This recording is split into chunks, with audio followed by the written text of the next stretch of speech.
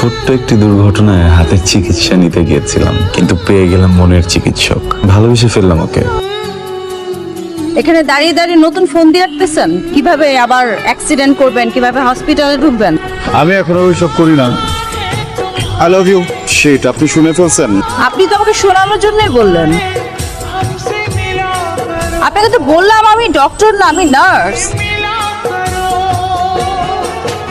এটা কোনো সমস্যা হলো?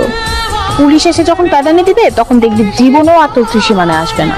আমি চাচ্ছি ও আমার পিছন পিছন আসুক, কেন যে চাচ্ছি সেটাই জানি না। সবকিছু ছেড়ে চলে যাচ্ছি, আপনাকে ছেড়ে চলে যাচ্ছি। আমি শিওর আপনার বাবা মা আপনার জন্য একটা মেয়ে ঠিক করেছে, তাই না? তার সাথে বিয়ে দিবে, তাকে নিয়ে আপনি চলে যাবেন। আমাকে সাইড করে রেখে এখন আপনি ওকে নিয়ে চলে যাচ্ছেন।